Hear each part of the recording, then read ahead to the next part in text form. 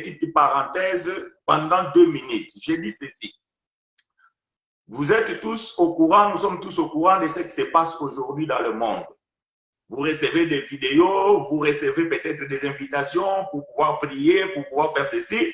Et on nous dit, voilà, le prophète William Branham avait déjà prophétisé de ce qui est en train de se passer aujourd'hui. Et les autres disent que voilà l'accomplissement de Matthieu 24, verset 7.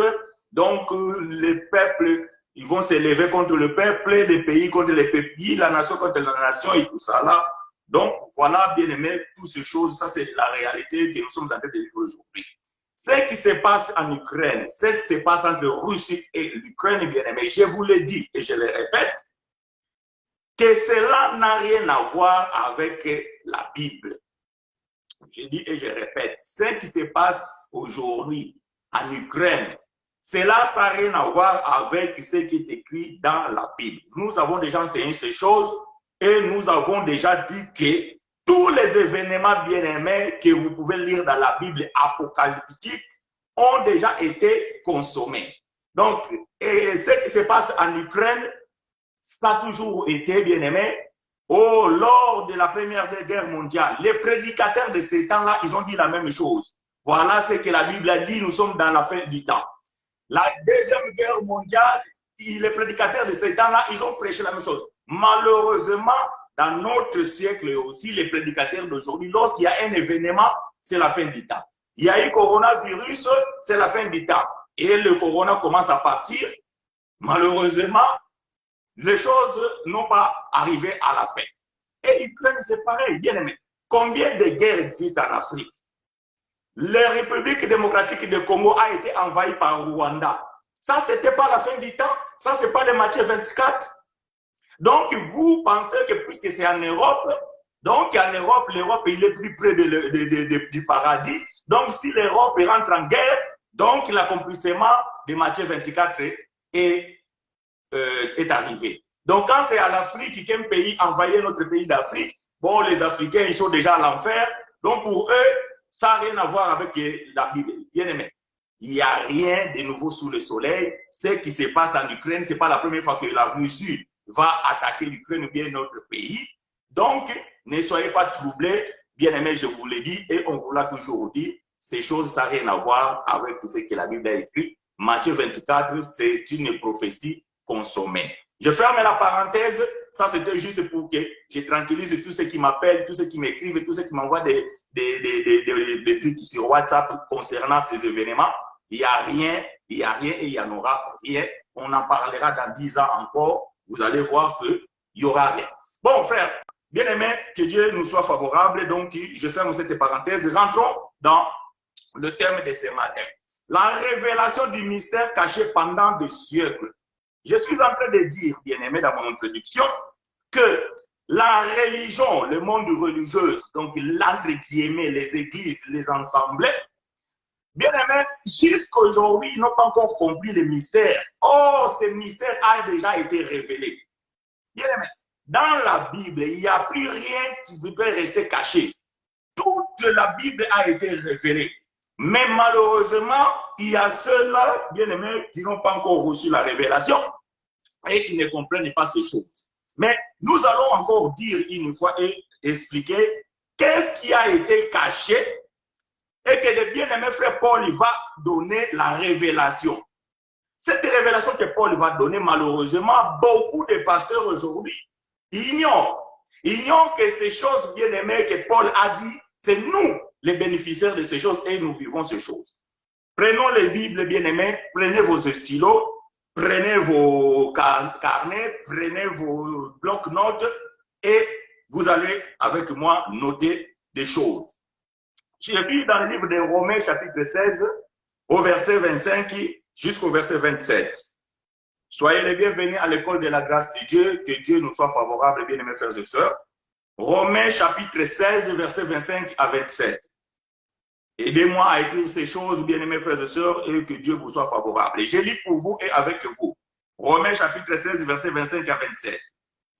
À celui qui peut vous affermir selon mon évangile et la prédication de Jésus-Christ, conformément à la révélation du mystère caché pendant des siècles, mais manifesté maintenant par les écrits des prophètes, d'après l'ordre du Dieu éternel, est porté à la connaissance de toutes les nations, afin qu'elles obéissent à la foi.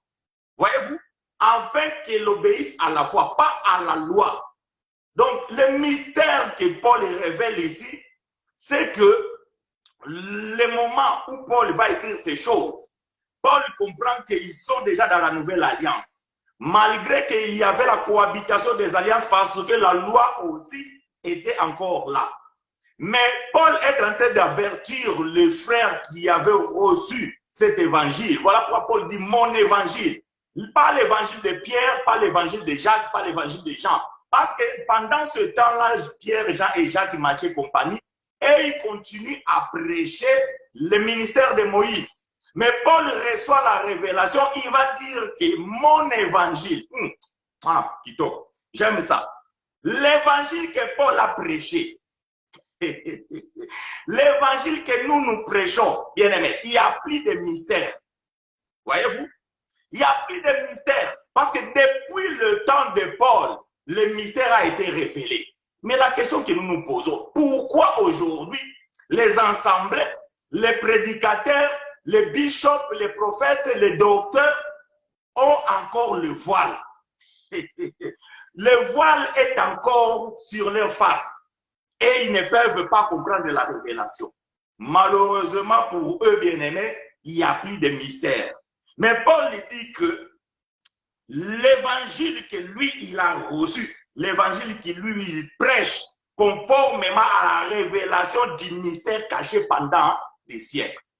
Donc, Paul veut dire que ce mystère a été caché pendant des siècles. Donc, ça veut dire depuis Adam jusqu'à ce que Paul vienne, ces choses ont été cachées. Quelle grâce! Voyez-vous, bien-aimés, depuis le temps d'Adam, Jésus est venu, n'a pas révélé le mystère.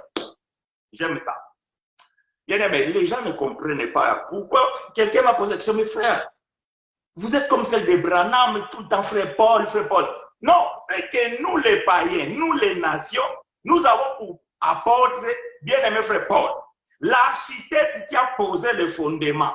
Et bien aimé, au-dessus de ces fondements, il n'y a que ceux qui sont des bâtisseurs qui peuvent poser des briques ou ils peuvent poser des matériaux. Mais si, bien aimé, vous ne posez pas la brique sur le fondement posé par l'architecte, votre édifice ne tiendra pas. Voilà pourquoi Paul dira, soyez mes imitateurs comme moi je le suis de Christ. Donc, nous les païens, nous les nations dont l'apôtre Paul est notre apôtre, nous avons pour modèle lui. Et donc, si nous ne prêchons pas comme Paul, bien aimé, vous êtes encore dans l'aveuglement religieux.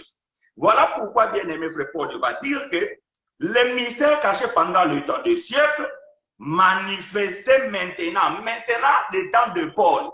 Donc, dorénavant, donc depuis que Paul a révélé ces choses, jusqu'à aujourd'hui, jusqu'à demain, il n'y en aura plus de mystère. Malheureusement, je répète encore, il y a encore de ceux-là qui ne comprennent pas ces choses. Je lis quand même le verset 27 avant de continuer. À Dieu seul sage soit la gloire au siècle des siècles par Jésus-Christ. Amen. La gloire de Dieu était pour le premier siècle, le temps des apôtres, était pour le deuxième siècle, ça veut dire à partir de l'an 100 jusqu'à l'an 200, était dans le troisième siècle à partir de l'an 300 à 400, et aujourd'hui nous sommes dans le 20e siècle. Paul dit que cette gloire est des siècles des siècles. Voyez-vous? Voilà. Donc ça c'est très important parce que vous devez comprendre que la génération de Jésus, de Paul et des apôtres, ce n'est pas notre génération. Quand vous lisez la Bible, vous devez respecter ces choses. Éphésiens chapitre 1, verset 9 à 10. Que Dieu vous soit favorable et bien-aimés frères et sœurs. Soyez les bienvenus à vous tous qui nous ont rejoints dans cet enseignement. Éphésiens chapitre 1, verset 9 à 10. Je lis pour vous et avec vous. Nous faisons connaître les mystères de sa volonté, selon la bienveillance des saints qu'il avait formés en lui-même, pour les mettre en exécution, lorsque le temps serait accompli, de renouer toutes choses en Christ, celles qui sont dans le ciel et celles qui sont sur la terre. Ah, j'aime ça. Éphésiens chapitre 1, verset 9 à 10. Aidez-moi à écrire ces choses. Paul dit que nous faisons connaître le mystère de sa volonté. Donc, le mystère de la volonté de Dieu, bien aimé, a été fait connu, ou bien Dieu l'a fait connaître. Donc, si aujourd'hui les gens sont encore dans les mystères, c'est parce qu'ils n'ont pas reçu la révélation. Mais quant à nous, qui ont la révélation de ces choses, il n'y a plus de mystère. Voyez-vous, Paul dit que nous faisons connaître le mystère de sa volonté selon la bienveillance des saints qu'il avait formés en lui-même. Le mystère de sa volonté, Dieu l'avait caché en lui-même. Éphésiens chapitre 1, verset 9 à 10. Je ne sais pas parce que, je ne sais pas si c'est mon écran, parce que parfois mon écran me fait des bêtises. Ah, voilà, vous savez.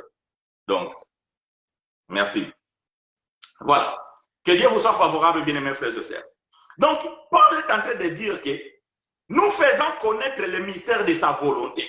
Mais ce mystère de la volonté de Dieu a été formé en lui-même. Ça veut dire que ce mystère a été caché en lui, Dieu. Donc, Dieu lui-même, c'est le mystère. Mais le mystère là, ce n'est pas pour nous, parce que nous avons reçu la révélation. Le mystère, c'est pour ceux-là qui sont encore aveugles, c'est pour ceux-là qui sont encore dans la religion, c'est pour ceux-là qui sont encore dans l'ombre. Pour eux, ces choses, c'est encore mystérieux.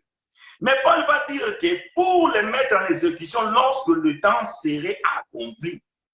Mais quel est le mystère de la volonté de Dieu? C'est que Dieu doit réunir en Jésus-Christ les choses qui sont dans le ciel et les choses qui sont sur la terre. Frère Paul. Mais c'est quoi ça? Voyez-vous, c'est ça qui reste mystère pour les religieux. Qu'est-ce que Dieu a caché en lui-même et que lorsque les temps sont venus, il a revenu ce mystère. Dieu a revenu en Christ les choses de cieux et celles qui sont sur la terre. J'aime ça. Alléluia.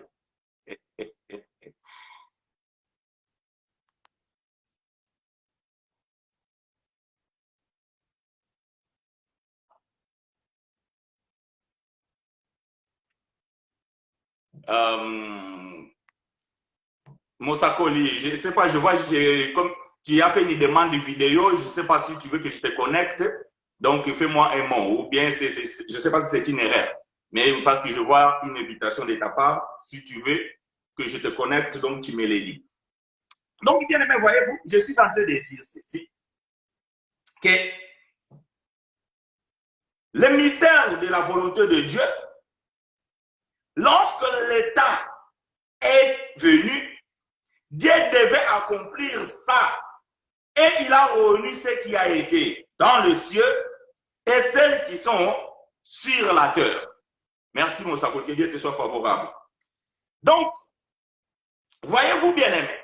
Mais ici, c'est de comprendre qu'est-ce que c'est ces choses que Dieu a réunies.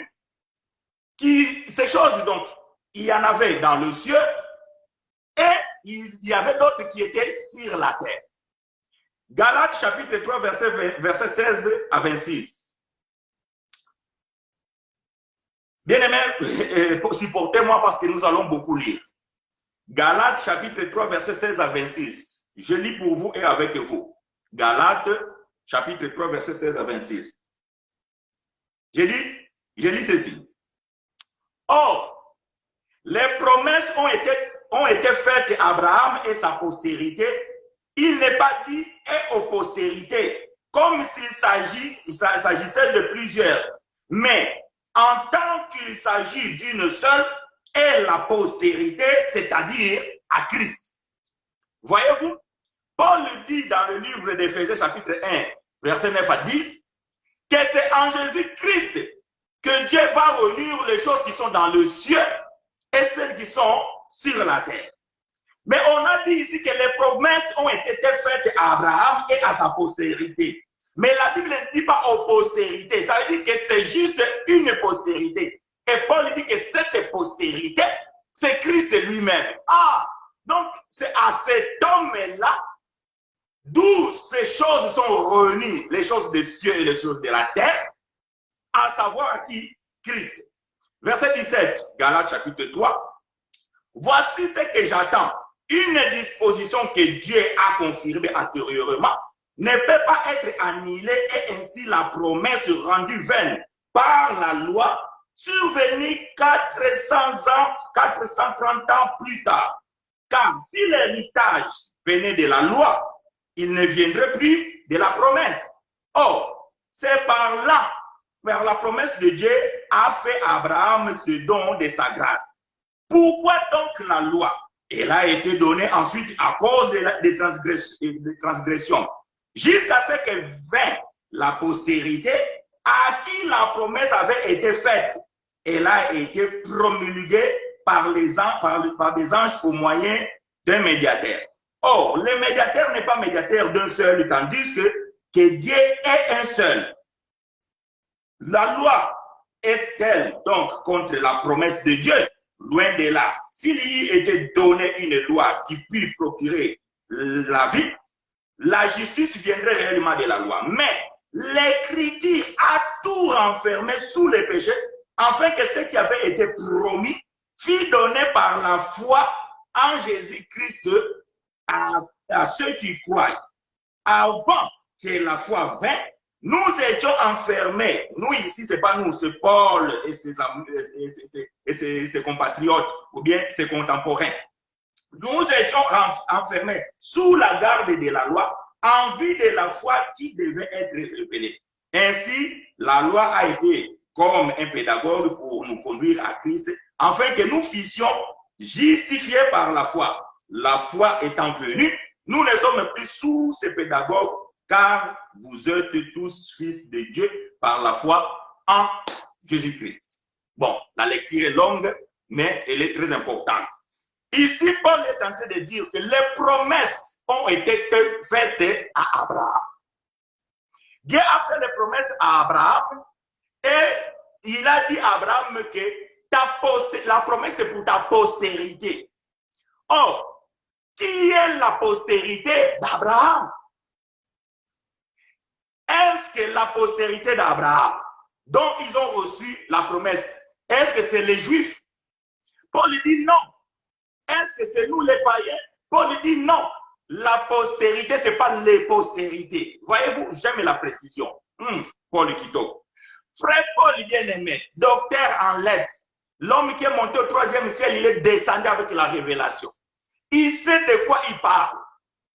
Frère Paul dit que la promesse a été faite à la postérité, pas aux postérités, à la postérité. Et Paul explique que cette postérité, c'est Christ. Or, c'est Christ-là, c'est lui qui devait réunir ce qui a été donné par la promesse. Ça veut dire que ceux qui étaient dans le ciel et ceux qui étaient sur la terre, ils sont réunis en Jésus-Christ. Mais qu'est-ce que Dieu avait promis à Abraham? Genèse chapitre 13, verset 14 à 16. Aidez-moi à écrire ces choses.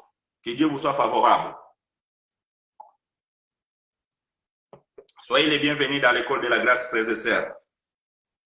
Genèse chapitre 13, verset 14 à 16. Écoutez ce que Dieu avait promis. L'Éternel dit à Abraham, après que l'autre se fut séparé de lui, lève les yeux et du lieu où tu es, regarde vers le nord et le midi, vers l'Orient et l'Occident. Car tous les pays que tu vois, je te les donnerai à toi et à ta postérité pour toujours. Voyez-vous? Donc, la promesse de Dieu pour la postérité. Je rendrai ta postérité comme la poussière de la terre. En sorte que si quelqu'un peut compter la poussière de la terre, ta postérité aussi sera comptée. Donc, la promesse de Dieu à Abraham est que la postérité d'Abraham devait être non plus nombrée comme la poussière de la terre. Ma belle. Voyez-vous, quand vous regardez la poussière, d'ailleurs quand vous allez dans la mer, vous allez voir le sable. Si vous commencez à compter les grains de la poussière, on vous dit, mais vous êtes des fous, vous êtes devenus dingues. On ne peut pas compter parce que sont tellement nombreux la poussière de la terre. Et Dieu va dire à Abraham, ta postérité sera comme la poussière de la terre. Ça, c'est la promesse. Genèse chapitre 15, versets 5 à 6.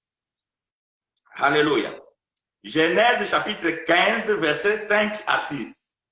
Que Dieu vous soit favorable, bien aimés frères et sœurs. Aidez-moi à écrire ces choses. Je lis pour vous et avec vous. Genèse chapitre 15, versets 5 à 6. Et après l'avoir conduit dehors, il dit, regarde vers le ciel et compte les étoiles. Si tu peux les compter, et il lui dit, telle sera ta postérité. Abraham eut confiance en l'Éternel qui lui avait imputé à justice. Ah, j'aime ça. Donc Dieu a fait la promesse à Abraham, mais dans la première promesse, Dieu a dit à Abraham, ta postérité sera nombrée comme la poussière de la terre. Dans la deuxième promesse, Dieu va dire à Abraham, Genèse chapitre 15, versets 5 à 6. Aidez-moi à écrire ces choses. Dans la deuxième promesse, Dieu va dire à Abraham, regardez le ciel. Voyant les étoiles, il dit à Abraham, ta postérité sera nombreux comme les étoiles du ciel. Bien-aimé, qui peut compter les étoiles? Personne. Parce que les étoiles sont tellement nombreuses. Voyez-vous? Maintenant, une fois qu'on a lu ces deux choses, Éphésiens chapitre 1, verset 9 à 10, qu'on a déjà lu, verset 10 dit ceci. Verset 9 à 10. Nous faisons connaître les mystères de sa volonté, selon la bienveillance des saints qu'il avait formés en lui-même, pour les mettre en exécution lorsque le temps serait accompli, de réunir toutes les choses en Christ, celles qui sont dans le ciel et celles qui sont sur la terre. Voyez-vous, la promesse de Dieu en Abraham, c'était pour sa postérité. Mais Paul, dans le livre de Galates, il va expliquer que la postérité, c'est Christ. Or, c'est Christ qui était la postérité. Il devait maintenant réunir ce qui est dans le ciel et ce qui est sur la terre. Qu'est-ce qui est dans le ciel et qu'est-ce qui est sur la terre? Ah! Dieu, lorsqu'il a fait la promesse à Abraham, Dieu avait choisi un peuple terrestre.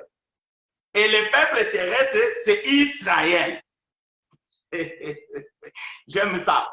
Voyez-vous, quand Dieu avait choisi Abraham, il y avait aussi des nations. Il y avait des Égyptiens, il y avait des Syriens, il y avait des Amalécites, il y avait des Édomites, il y avait beaucoup de peuples sur la terre. Mais Dieu a choisi juste une personne et dans cette personne, Dieu va faire sortir tout un peuple que nous allons appeler à quelque temps, plutôt qu'ils vont appeler quelque temps plus tard, Israël. Ça veut dire Jacob, parce que Israël, c'est Jacob. Donc, Dieu a choisi un peuple terrestre qui était Israël.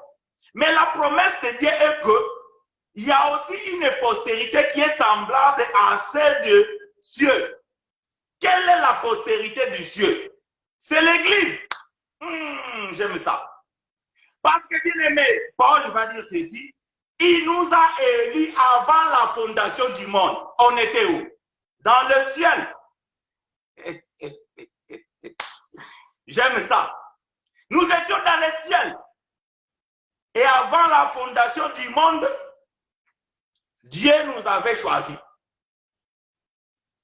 Pourquoi? Ah, c'est ça le mystère. Voyez-vous? C'est ça le mystère qui a été révélé par Paul. Donc Dieu a revenu les choses qui étaient dans le ciel. Ça veut dire que nous qui étions choisis pendant l'éternité, et ceux qui étaient sur la terre, le peuple choisi terrestre, qui est Israël, qui était Israël physique, qui n'existe plus aujourd'hui. Ce que vous voyez là dans le Moyen-Orient, ça c'est Israël de l'ONU, fondé en 1949, après la Deuxième Guerre mondiale. Ça là, ce sont des Israéliens. Et la Bible parle d'Israélites. Il y a une différence. Ça, vous devez le savoir. Voyez-vous? Donc, ces deux peuples devaient être revenus en Jésus-Christ. Voilà pourquoi Paul va dire dans le livre d'Éphésiens, chapitre 2, à partir du verset 10, que le mur qui séparait, quel est le mur qui séparait? La loi. Parce que c'est Israël qui avait reçu la loi et l'Église n'avait pas reçu la loi, les nations. Donc, le mur devait tomber pour que le sang de Jésus puisse appeler ceux qui étaient en dehors de la promesse. Non, il faut que je lise ça. Parce que là, comme ça, quelqu'un va dire, mes frères, tu es en train de dire des choses. L'écriture que la Bible parle. Éphésiens chapitre 2. J'aime ça. Éphésiens chapitre 2. Verset 12. À partir du verset 12. Éphésiens chapitre 2 à partir du verset 12. Souvenez-vous. Et vous qui étiez en ces temps-là, sans Christ, privés du droit de cité en Israël, étrangers aux alliances et de la promesse, sans espérance, sans Dieu, dans le monde. Dans le monde, bien-aimés, nous les nations, nous n'avions pas de terre. Nous les nations, nous n'avions pas de promesses. Parce que dans le monde, Dieu avait choisi un peuple terrestre qui était Israël. Mais quant à nous, nous avions été choisis dans le ciel. C'est-à-dire les choses de terre, cela ne nous appartient pas. Parce que la promesse est que les nations, que le monde serait béni par Abraham. Mais le monde qui devait être béni par Abraham, étonnamment, Dieu a choisi juste un peuple dans ce monde-là. Et c'est ça, c'est le peuple terrestre. Mais écoutez, verset 13. Mais maintenant, en Jésus-Christ, vous qui étiez jadis éloignés, vous avez été rapprochés par le sang de Christ. Ah, voyez-vous, celui qui a reconnu les choses de cieux et celles de la terre, c'est Christ. Mais quelles sont ces choses? C'est Israël terrestre et Israël spirituel. C'est Israël terrestre et Israël céleste. Parce que Dieu avait choisi aussi un peuple dans le ciel. Mais sur la terre, Dieu avait aussi choisi un peuple. Mais écoutez verset 14. Car il est notre Père, lui qui de deux n'a fait que un. Que deux. Le peuple du ciel et le peuple de la terre. Dieu en Christ en a fait qu'un seul peuple. Voilà que nous disons aujourd'hui. Nous sommes le peuple de Dieu, le Israël spirituel. Voyez-vous? Maintenant, qu'est-ce qui s'est-il passé? J'aime ça. Ayant anéanti par la chair la loi des ordonnances dans ses prescriptions, afin de créer en lui-même avec le deux un seul homme nouveau en établissant la paix. Ah, pour que les deux peuples soient réunis, ce qui séparait le peuple des cieux et le peuple de la terre, c'est la loi. Parce que le peuple des cieux n'ont pas reçu la loi. Mais le peuple de la terre, et ils ont reçu la loi. Psaume 147, verset 19 à 20. Dieu a révélé sa parole à Jacob et a donné ses lois à Israël. Mais il n'en a pas fait ainsi pour les nations. Donc les nations n'ont pas reçu la loi. Pourquoi? Parce que les nations, c'est le peuple choisi dans les cieux. Et Israël, c'est le peuple choisi terrestre. Mais entre ces deux peuples, il y avait le mur. qui est la loi. Voilà, Jésus va venir, il va détruire le mur. Ah, mon Dieu. Jésus va enlever la loi. Colossiens chapitre 2, versets 14 à 16. Jésus va détruire la loi. Pourquoi? Pour permettre la fusion. Parce que pendant que la loi subsista, le peuple de Dieu ne peut pas bénéficier de la promesse. Parce que la loi empêchait. Voilà pourquoi Paul a dit dans le livre de Galates que la loi donnée 430 ans après a bloqué la promesse. Je ne sais pas si vous avez vu cette parole. On vient de les lire dans le livre de Galates. La Bible dit que l'Écriture a tout renfermé dans le péché. C'est quoi le péché? C'est la transgression de la loi. Donc, nous les païens, on ne pouvait pas bénéficier de la promesse. Sœur Mireille, puis Psaume 147, versets 19 à 20. Voyez-vous, nous les païens, nous ne pouvions pas bénéficier de la promesse parce que l'Écriture renfermait ça, tout cela sous le péché. Or, le péché, c'est la transgression de la loi. Pour que nous bénéficions de la promesse, il fallait que la loi tombe. Après, toi qui veux accomplir la loi, toi qui veux faire les jeûnes, toi qui veux être baptisé, toi qui veux donner la dîme, toi qui veux chercher Dieu dans les mangengengue, toi qui veux faire les sacrifices personnels, bien-aimé, c'est parce que vous n'avez pas reçu la révélation. Si ces choses ont encore été importantes, pourquoi Christ mourrait-il à la croix? Lorsque vous pratiquez ces choses, vous rendrez la croix de Christ vaine. Ah, j'aime ça. Verset 16.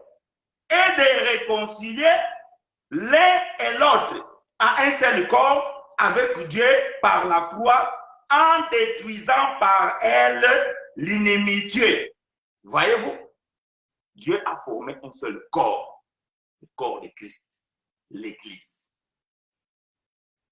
L'Église, c'est la composition d'Israël terrestre et Israël céleste.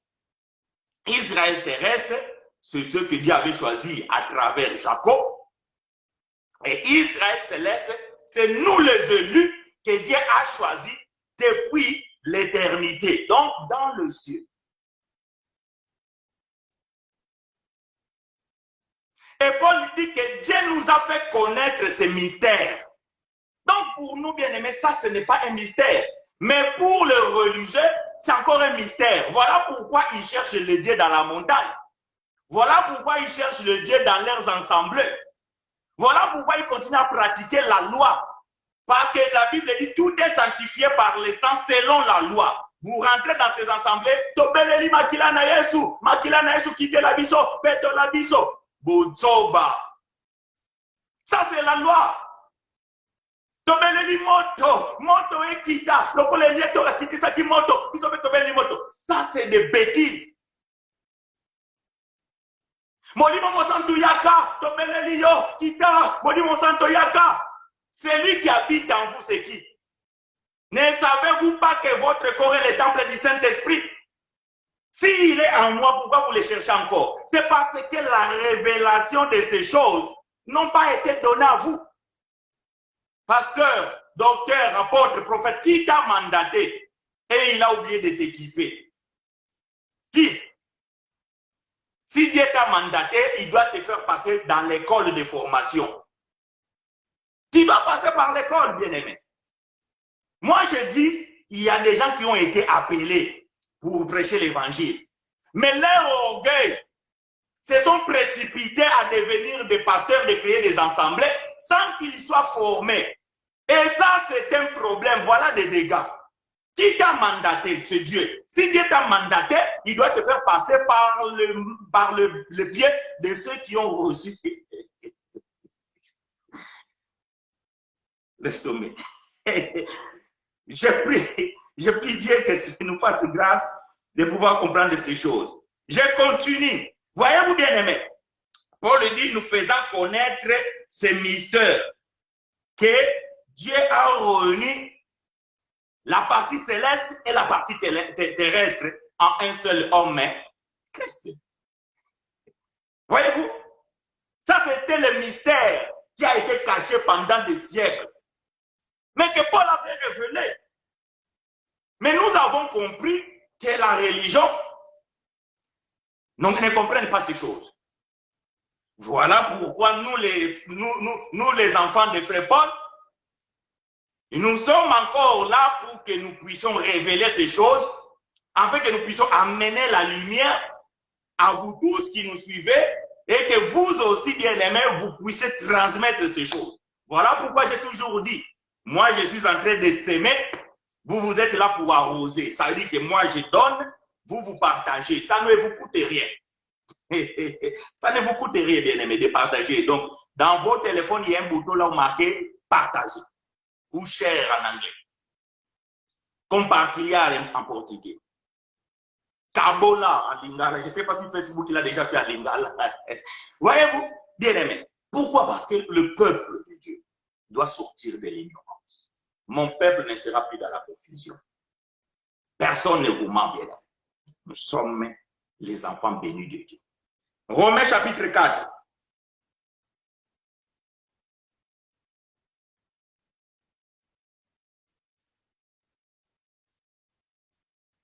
Romains chapitre 4. Si vous avez des questions, bien-aimés, posez vos questions. Nous sommes là pour répondre. Si vous avez des questions, n'hésitez pas à poser vos questions et nous allons y répondre. Romains chapitre 4, verset 8 à 17. Bon, mes lectures aujourd'hui sont longues, mais cela est très important pour une bonne compréhension de l'enseignement. La Bible nous a montré que Abraham, qui avait reçu les promesses, c'est lui le Père pour les enfants célestes et c'est lui le Père pour les enfants terrestres. Parce que Dieu avait dit qu'Abraham sort. Regarde la poussière de la terre. Je ferai ta postérité comme la poussière de la terre. En deuxième temps, Dieu l'appelait encore, il dit, regardez le ciel. Et je ferai ta postérité semblable aux étoiles du ciel. Donc, nous avons compris que les étoiles, ce sont des enfants, selon la révélation de frère Jacob, par rapport au songe de notre bien-aimé frère Joseph. Mais dans Romains chapitre 4, Paul explique bien ces choses. Romains chapitre 4, verset 8 à 17. Je lis ceci. Heureux l'homme à qui le Seigneur n'impute pas son péché. C'est très important la lecture. Hein? Heureux l'homme à qui le Seigneur n'impute pas son péché. Nous sommes heureux parce que nous n'avons pas connu le péché et le Seigneur ne peut pas nous imputer le péché. Et ça, c'est un bonheur. Et nous sommes heureux pour ça. Bien-aimé Blaise, que Dieu te soit favorable. Merci de m'aider. Ce bonheur n'est-il que pour les circoncis ou est-il également pour les incirconcis? Voyez-vous, ce bonheur, c'est heureux. Heureux l'homme que Dieu n'impute plus le péché. Parce que Dieu avait dit quoi? Dans la nouvelle alliance, je pardonnerai leurs péchés et je ne me souviendrai plus. Donc Dieu ne se souvient plus du péché parce que la loi n'est plus. Et ceux qui sont nés dans la grâce ne peuvent pas connaître le péché. Et Paul dit que c'est un bonheur. Mais ce bonheur n'est pas que pour les juifs, c'est aussi pour les païens. Voyez-vous ce que Paul est en train de dire? Le bonheur, ce n'est pas que pour les circoncis, mais c'est aussi pour les incirconcis. Mais quand vous lisez la Bible, vous devez lire bien la Bible. La Bible est claire. Plus claire que ça, il n'y en aura pas. Verset 4, nous disons que la foi fut imputée à justice à Abraham. Comment donc lui fut-elle imputée? Était-ce que, ou avant la circoncision, il n'était pas encore circoncis, il était incirconcis. Voyez-vous? Quand Dieu a imputé la justice à Abraham, Abraham était un païen. Abraham était un homme de nation. Il n'était pas encore circoncis parce que la circoncision, c'était l'alliance que Dieu avait fait avec Abraham pour le peuple terrestre. Mais avant qu'Abraham reçoive la promesse, avant qu'Abraham soit justifié, il était un païen, il n'était pas circoncis. Voyez-vous, donc il était le père des incirconcis. Mais lorsque Dieu va l'appeler, que Dieu va faire l'alliance avec Abraham, il va se faire circoncire. Abraham a été circoncis à l'âge de 80... Aidez-moi. 99 ans. Parce que l'Abraham a été circoncis le même jour que son fils. J'aime ça. Voyez-vous? Verset 11. Et il reçut le signe de la circoncision comme sceau de la justice qu'il avait obtenu par la foi quand il était incirconcis, afin d'être le père de tous les circoncis, qu'il croit pour que la justice leur fût aussi imputée. Est-ce que vous comprenez le mot imputé? Quand on impute à quelqu'un quelque chose, ça veut dire que cette personne, il n'a rien fait. On a imputé. Donc, nous avons été imputés de la justice par la grâce. Ce n'est pas parce que nous avons fait un effort. La grâce est une faveur imméritée.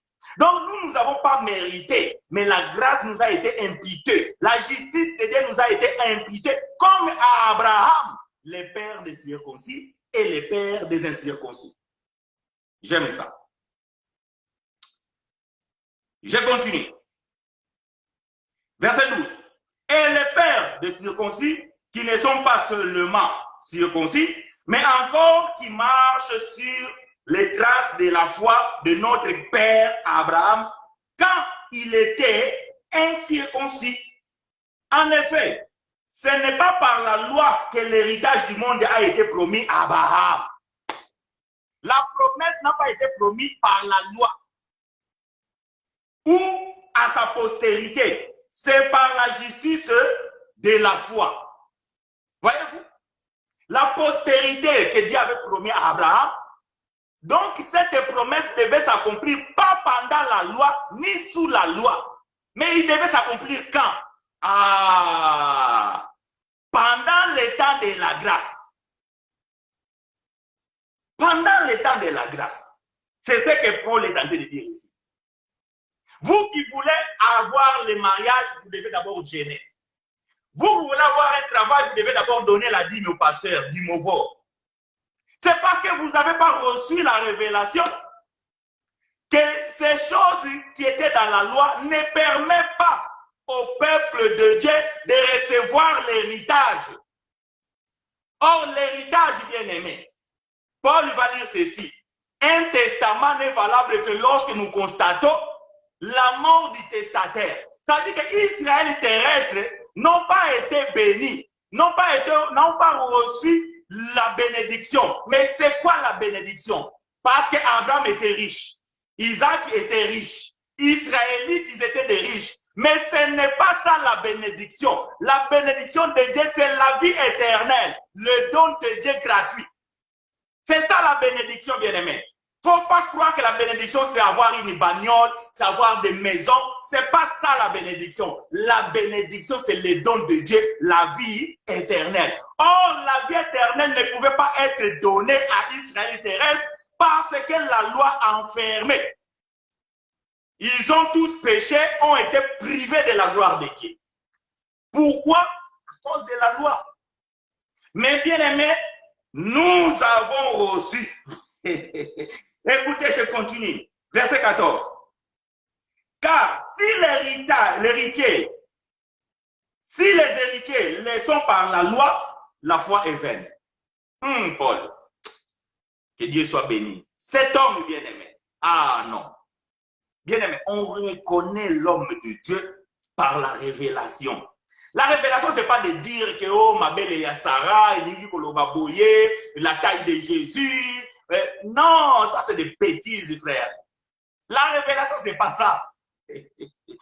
Voyez-vous, bien-aimé, Paul dit que, car si l'héritage les sont par la loi, la foi est vaine. Vous qui voulez rester dans la loi, vous qui voulez obéir à la loi, si vous obéissez à la loi, votre foi elle est vaine. Vous croyez aux œuvres de la loi, vous ne croyez pas à l'œuvre de Christ. Votre foi elle est vaine. Et la promesse est anéantie. Quelle promesse? Les promesses ont été faites à Abraham et à sa postérité. Mais cette promesse ne vient pas par la loi. Si vous pratiquez la loi, voilà pourquoi, oh frère, namataki mangengenge, nasali jeune à 30 jours, mais nzamba yanolinga, mais nzamba ko yanola yote. Nzamba ko yanola yote, soki nzamba yanola yo asali liyongolu. Mais soki okanis ke nzamba ko yanola yo parce que omati mangengenge, yo kasi ke nzamba ko yanola parce que pesi dim. So kasi ke nzamba ko yanola yo parce que o babatisa yo na mai. Bien aimé, tu anéantis la promesse. Tu anéantis la promesse. Parce que ça, ce sont les œuvres de la loi. Et la promesse de Dieu ne réside pas sous la loi. Mais elle réside sous la foi. Voilà pourquoi nous avons déjà prêché la loi de Dieu, la loi de Christ et la loi de Moïse. On avait prêché les œuvres de la loi et les œuvres de la foi. La foi par la grâce, la foi par les œuvres. Et aujourd'hui, voyez-vous, nous sommes en train de faire la continuité, afin que vous puissiez comprendre bien ces choses. Verset 15. Parce que la loi produit la colère, et que là où il n'y a point de loi, il n'y a point non plus de transgression. Voyez-vous? La promesse ne peut se manifester que là où il n'y a point la loi, parce qu'on ne peut plus transgresser. Christ est la fin de la loi. Romains chapitre 10, verset 4. Verset 16. C'est pourquoi les héritiers les sont par la foi, pour que ce soit par... Lisez votre Bible, bien-aimé. Est-ce que quelqu'un peut m'aider? Est-ce que quelqu'un a sa Bible ouverte? Est-ce que quelqu'un a la Bible ouverte? Il peut me dire, il peut m'aider ce qui est écrit ici. Verset 16. C'est pourquoi les héritiers... C'est pourquoi les héritiers les sont par la foi pour que ce soit par grâce. Voyez-vous? L'héritage, bien-aimé. Les testataires, s'il n'est pas encore mort, les héritiers ne peuvent pas bénéficier de l'héritage. Or, Christ est mort afin que l'héritier bénéficie de l'héritage. Donc, la mort de Christ a détruit la loi qui enfermait la promesse, qui enfermait l'héritage, qui enfermait la bénédiction, la vie éternelle.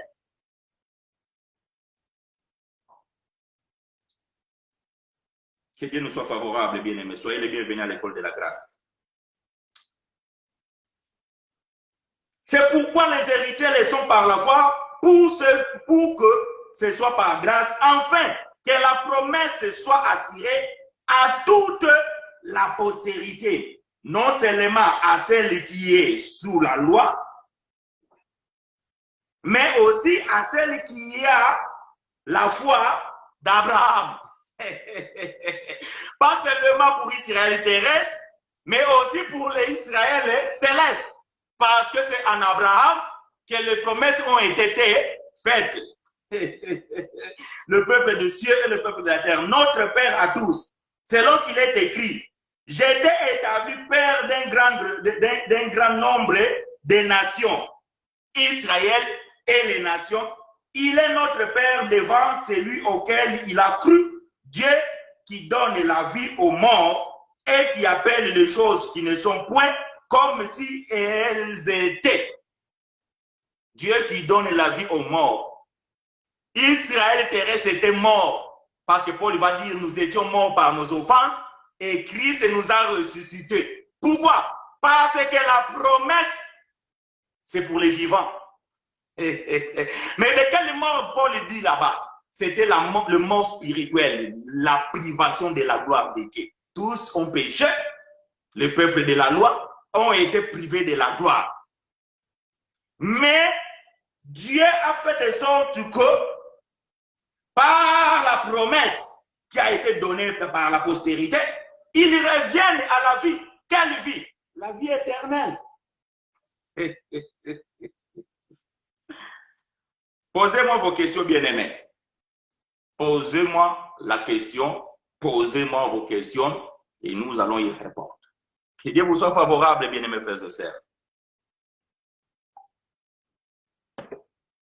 Les mystères cachés pendant des siècles, mais révélés dans le temps de Frère Paul, et après le départ des bien-aimés Frère Paul et les autres, la religion, le romain, l'église catholique, Mama Cato, il a pris toutes ces choses et il les a enfermées dans le ghetto.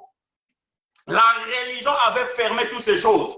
Et les gens, ils ont cultivé la religion, ils ont mangé la religion, ils ont grandi avec la religion. Nous, nous sommes venus, nous sommes nés dans la religion, on est grandi dans la religion. Mais le temps est venu parce que Dieu a toujours un reste.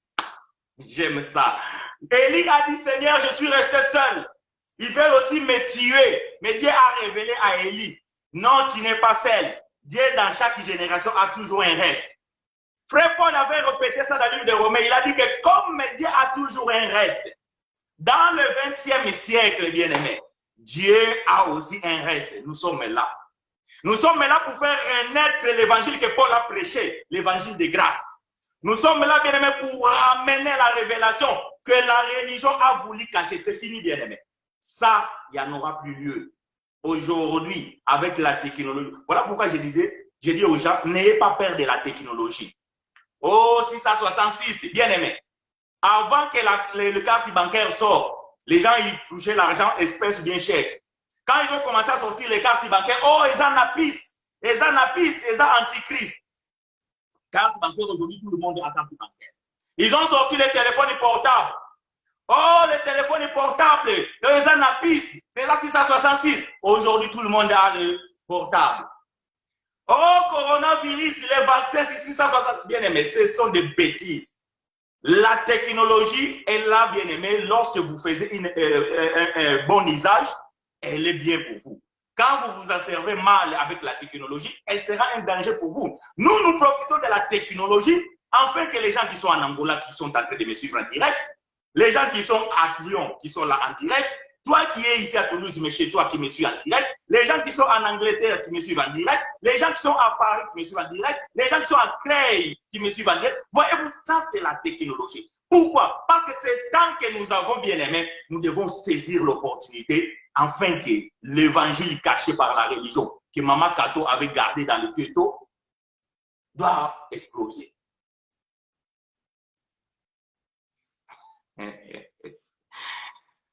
Que Dieu te soit favorable, Moussa Blaise. La Babylone est la grande, la mère des impudiques, des adultères. Voilà. Donc, voyez-vous bien aimé, ces choses. Écoutez les mystères révélés par Paul. Éphésiens chapitre 3, verset 1 à 10. C'est là où je veux mettre le point virgule. Je vais atterrir là, bien aimé, dans le livre de Éphésiens chapitre 3, verset 1 à 10. Je lis pour vous et avec vous. À cause de cela, moi, Paul, les prisonniers de Christ pour les païens. Paul a prêché l'évangile pour les païens, pas pour les juifs. L'évangile de Paul, les juifs ne l'ont pas reçu, ils l'ont rejeté. Exceptionnellement, ceux qui ont été touchés par la grâce, tel que l'apôtre Pierre, il a été touché par la grâce lorsque Paul lui a donné la révélation. Mais quant aux autres, les Jacques, il a été décapité avant même que Paul vienne avec la révélation. Le frère Étienne a été lapidé avant que Paul vienne avec la révélation. Jacques, le frère de Jésus, têtu à suivi de la loi. Donc, il ne pouvait pas recevoir cet évangile parce que l'évangile de Paul s'adresse aux païens. Voyez-vous? À cause de cela, moi, Paul, les prisonniers de Christ, pour vous, les païens, Si du moins vous avez appris quelle est la dispensation de la grâce de Dieu. Voyez-vous, il y a beaucoup de païens, des nations, qui n'ont pas encore appris la dispensation de la grâce. Ils sont encore ignorants, ils sont encore aveuglés, et la révélation n'est pas encore arrivée. Mais nous sommes là pour vous donner la révélation.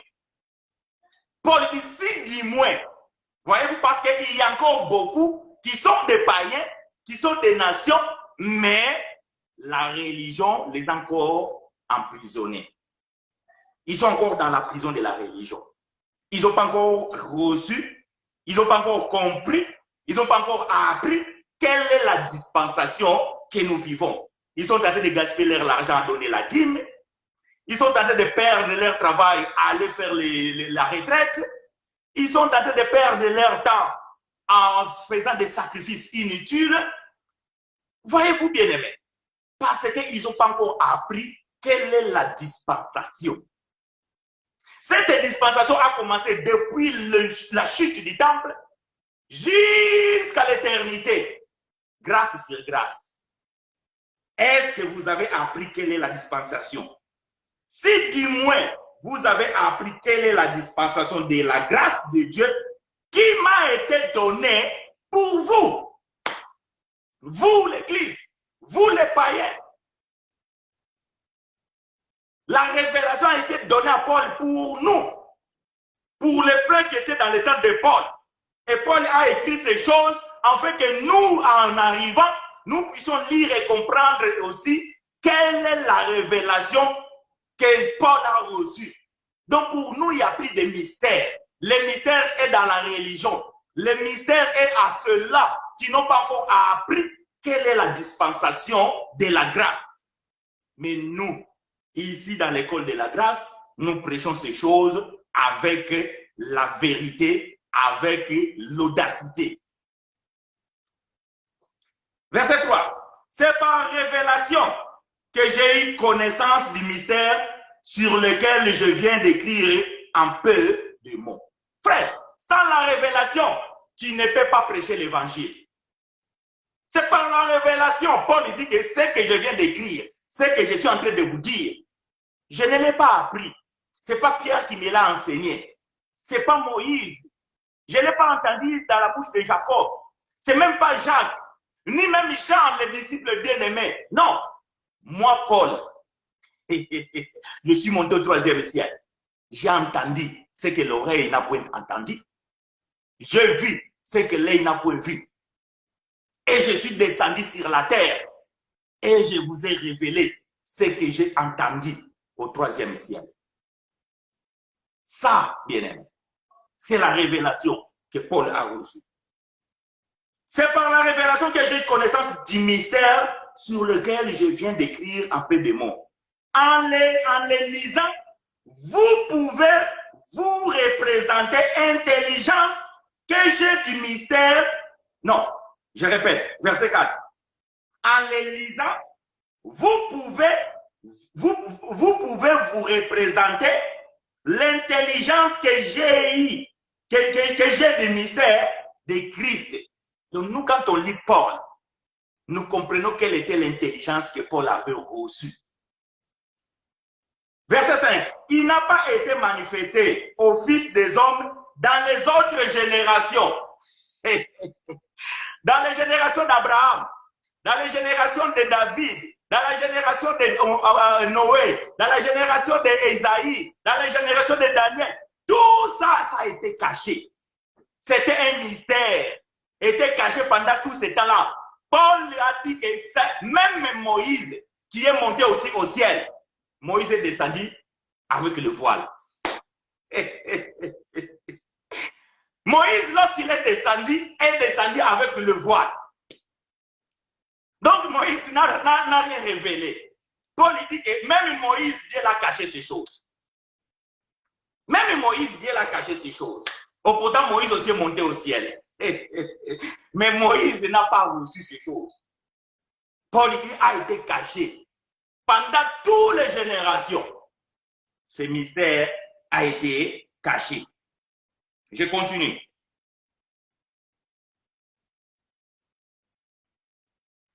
Il n'a pas été manifesté au Fils des hommes dans les autres générations, comme il a été révélé maintenant par l'Esprit aux saints apôtres et prophètes de Christ. Verset 6. Ce mystère. Quel est le mystère qui a été caché en Abraham? Kito. Écoutez ici Paul. Ah, Kito. J'aime ça. Frère.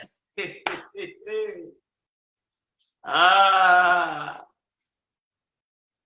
Ne lisez pas la Bible comme un journal.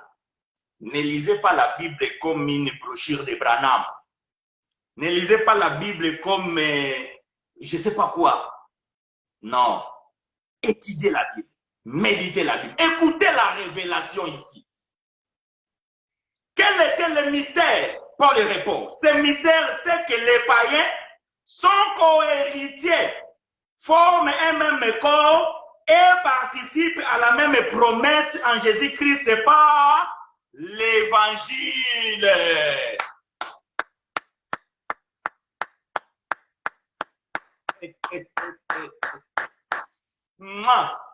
J'aime ça. Quel est l'évangile qu'on vous prêche? Quel est l'évangile qu'on vous prêche? Parce que Paul dit que ce mystère, c'est que les païens sont co-héritiers, forment un même corps. Ça veut dire que le peuple des cieux et le peuple de la terre, ils forment un seul corps. Afin que les promesses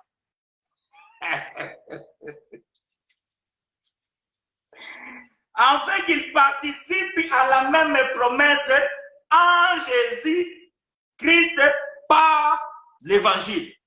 Donc nous comprenons qu'Abraham était l'ombre de Christ. Voyez-vous? Abraham était l'ombre de Christ. Pourquoi? Parce que Éphésiens chapitre 1 verset 3 dit ceci. La gloire soit rendue à Dieu, le Père de notre Seigneur Jésus-Christ. Ah non, il faut que je le lise. Moi, j'aime pas voir. Non, je vais revenir, hein, mes frères, je vais revenir. Mais permettez-moi de lire ça parce qu'il faut que je le lise comme il est écrit. Éphésiens chapitre 1 verset 3, écoutez. Béni soit Dieu, le Père de notre Seigneur Jésus-Christ, qui nous a bénis de toutes sortes de bénédictions spirituelles dans les lieux célestes en Christ. Voyez-vous? La promesse a été faite à Abraham et à sa postérité. Et ces postérités, ce n'est pas aux postérités, mais à la postérité qui est Christ. Donc Abraham était l'ombre de Christ. Lorsque le véritable est venu, parce que l'ombre, ce n'est pas l'exactitude des choses. Hébreux chapitre 10, verset 1. L'ombre n'est pas l'exactitude de la chose. Mais lorsque la vérité arrive, lorsque le corps vient, le corps c'est Christ. Et c'est en lui qui est enfermé toutes sortes de bénédictions spirituelles. La vie éternelle, c'est une bénédiction spirituelle. Si tu es béni spirituellement, frère, physiquement, tu seras béni. Pourquoi? Parce que Hébreux chapitre 11, verset 6 va dire ceci, ou verset 3, je ne sais pas.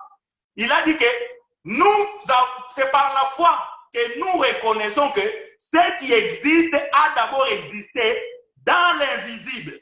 Or, ce qui est invisible, c'est spirituel. Donc, pour que la chose se matérialise, il faut qu'elle soit d'abord, il faut qu'elle existe d'abord en invisible, c'est-à-dire spirituellement. Voilà pourquoi, lorsque vous avez reçu la bénédiction spirituelle de Christ, la bénédiction matérielle ou la postérité matérielle, la prospérité matérielle, même dans la loi, Jésus avait dit que Kolanda Bino. Mais Bino, les gens comment sima ya prospérité. Et quand tu ne les reçois pas, tu commences à faire des bêtises. Tu vas faire des relations avec des animaux, tu vas aller chercher l'argent chez les marabouts, tu vas aller escroquer les gens, pourquoi? Parce que tu es impatient et que tu n'as pas compris ces choses. Je reviens dans la lecture, bien parce que là, il y a des choses qui tournent. Nous sommes dans l'Éphésiens chapitre 3, versets 1 à 10. Donc, Paul dit que ces mystères, c'est que les païens sont cohéritiers, forment un même corps et participent à la même promesse en Jésus-Christ par l'évangile, dont j'ai été fait ministre selon le don de la grâce de Dieu qui m'a été accordé par l'efficacité de sa puissance. Moi, chinois, j'ai été fait ministre par Dieu afin que je prêche la grâce de Dieu pour manifester sa puissance. Parce que l'évangile, selon Paul, Romains chapitre 1, verset 16, l'évangile, c'est une puissance de Dieu. Pourquoi? Je vais le lire. Ah, j'aime ça. Non, bien aimé, permettez-moi, souffrez avec moi. Je dois lire les choses. Romains chapitre 1. Écoutez, la puissance de l'évangile sert à quoi? Romains chapitre 1, verset 16. Paul va dire ceci. Car je n'ai point honte de l'évangile. C'est une puissance de Dieu pour le salut de quiconque croit, du juif premièrement, et après pour les païens. Voyez-vous, c'est par la puissance de l'évangile. C'est cet évangile que moi, votre frère chinois, j'ai reçu le mandat, afin que je puisse prêcher dans ce temps que nous sommes, dans notre dispensation. Ces choses, ça c'est la même chose que mes bien-aimés frères ont reçu, afin que dans notre temps aujourd'hui, ils puissent prêcher ces choses. Ça, c'est les choses bien-aimées que Dieu va révéler à d'autres aussi, et à vous, mes enfants, qui sont en train d'apprendre ces choses dans cette école. Que demain, vous puissiez aussi, après nous, comme Paul est passé, les Timothées sont venus, les Timothées sont passés, nous sommes là. Et il y en a beaucoup d'autres bien-aimés. Il y en a partout dans le monde qui prêchent cet évangile. Ils sont mandatés, nous sommes mandatés, afin que nous puissions faire manifester la puissance. La puissance de l'évangile, bien-aimé, ce n'est pas faire tomber les gens dans les assemblées. Ce n'est pas faire sortir l'argent dans des poches des gens comme des marabouts. Non, non. C'est pour que les gens croient, premièrement les Juifs, secondo les nations. Je continue. Verset 7. Non, verset 8. À moi, qui suis le moindre de tous les saints, cette grâce a été accordée d'annoncer aux païens les richesses incompréhensibles de Christ. Il y a des richesses en Christ qui sont incompréhensibles pour les religieux. Voilà pourquoi Paul a été mandaté pour prêcher la révélation, pour que les païens comprennent quelle est la profondeur, la largeur et la hauteur. Et de mettre en lumière quelle est la dispensation du mystère caché de tout temps en Dieu qui a été créé toutes choses. Donc Paul, il a reçu l'évangile pour mettre à la lumière quelle est la dispensation du mystère.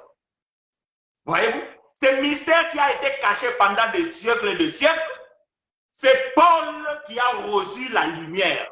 Ce n'est pas Pierre, ni même Jacques, ni même Jean, ni même Matthieu, ni même Philippe, encore moins Barthélemy, encore moins Thaddée, ni même Jude. Paul, c'est lui qui a reçu la révélation et amené la lumière pour que les gens comprennent quelle est la dispensation du mystère caché de tout temps. Et Pierre, il va confirmer ça dans 1 Pierre chapitre 1. Souffrez avec moi, bien-aimés, c'est très important ces choses. Je suis arrivé à la fin, je vais vous libérer pour que vous puissiez manger votre bon repas que vous avez préparé. Mais, et ces choses sont très importantes. Écoutez ce que Paul, Pierre, le frère Pierre va dire. 1 Pierre chapitre 1, verset 9 à 12. 1 Pierre chapitre 1, verset 10 à 12. Je lis pour vous et avec vous. Les prophètes qui ont prophétisé, ça veut dire Moïse, Ézéchiel, Isaïe, Joël, Habakkuk, Daniel, je ne sais pas qui, ont prophétisé. Les prophètes qui ont prophétisé touchant la grâce qui vous a été réservée ont fait de ce salut l'objet de leur recherche et de leur investigation. Voyez-vous, ils ont fait de ce salut, parce que la bénédiction, c'est le salut, c'est la vie éternelle. Ils ont fait de cela l'objet de leurs recherches et de leurs investigations. S'ils avaient Google à ce temps-là, ils passaient leur temps sur Google. Ça, c'est quoi? Mais, malheureusement pour eux, qu'est-ce qui s'est passé? Verset 11. Voulant sonder l'époque et les circonstances marquées par l'Esprit de Christ qui était en eux et qui attestait d'avance les souffrances de Christ et la gloire dont elles seraient suivies, il leur fit révéler que ce n'était pas pour eux-mêmes. Donc, quelle était la révélation des prophètes? Dieu les a tout simplement révélé que ces choses sont cachées, ce n'est pas pour vous. Donc, non pas reçu la révélation de ce que Paul a reçu. Mais Dieu les a révélé que ce que vous êtes en train de chercher là, ça ne sert à rien, vous allez aboutir à rien, parce que ces choses sont cachées, ce n'est pas pour votre dispensation. Voulant sonder l'époque et la circonstance marquée par l'Esprit de Christ, qui était en eux, et qui attestait d'avance la souffrance de Christ et la gloire qui le serait suivie, il leur fut révélé que ce n'était pas pour eux-mêmes, mais pour vous, qu'il était les dispensateurs de ces choses que vous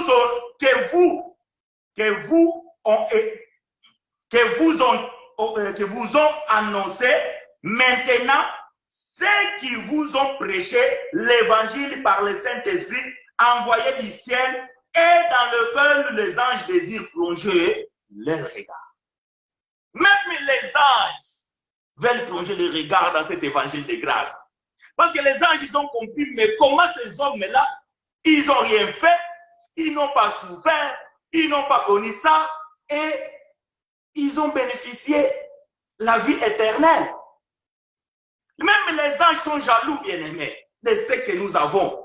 Ils veulent plonger leur regard. Voyez-vous? Donc, vous comprenez que ce mystère a été caché. Paul a reçu la révélation. Il a partagé avec le bien-aimé. Gloire à Dieu, frère Pierre, malgré qu'il n'a pas reçu la totalité de la révélation, mais il avait compris quand même des choses. Voilà pourquoi il en parle. Et voilà, c'est ça, bien-aimé. Donc, je continue pour lire, pour finir ma lecture dans Éphésiens chapitre 3. Paul dit dans le verset 8, « À moi que je suis le moindre de tous les saints, cette grâce a été accordée d'annoncer aux païens les richesses incompréhensibles de Christ et de mettre en lumière quelle est la dispensation du mystère caché de tout temps en Dieu qui a créé toutes choses, afin que les dominations et les autorités dans le lieu céleste connaissent aujourd'hui par l'Église la sagesse infiniment variée de Dieu. » Nous connaissons la sagesse infiniment variée de Dieu. Voilà pourquoi Dieu nous aide à pouvoir répondre aux questions de frères et sœurs. Dieu nous aide à pouvoir rentrer dans la profondeur parce que Dieu nous a accordé la sagesse infiniment variée de Dieu. Ça a été donné à l'Église. Maintenant, dans votre assemblée, qui est considérée aussi comme Église, si vous ne connaissez pas la profondeur infiniment de Dieu, si vous ne connaissez pas la sagesse infiniment de Dieu, ça veut dire qu'il y a un problème. Ça veut dire qu'il y a manqué quelque chose. Est-ce qu'il y a des ministres? Est-ce qu'il y a de ceux-là qui ont reçu des dons ministériels? Voilà la question que nous posons. Bien aimés frères et sœurs, question, parce que je vais mettre le point virgule. Nous sommes arrivés pour aujourd'hui à terme de ces vidéos. Si vous avez des questions, vous avez 2 minutes parce qu'il y a un peu de décalage parfois entre la vidéo et vous et moi. Mais si vous avez des questions, vous avez 2 minutes.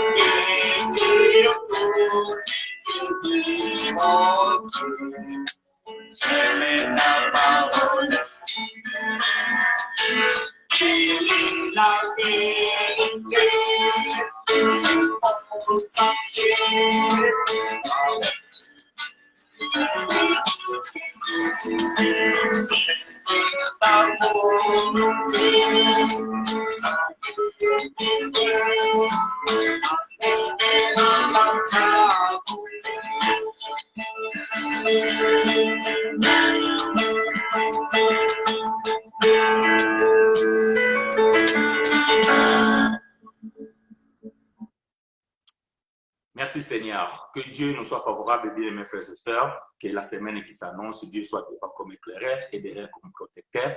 Nous vous donnons rendez-vous dimanche prochain à 11h30 sur la même chaîne. Et d'ici là, prenez soin de vous. Que Dieu nous soit favorable. Ciao.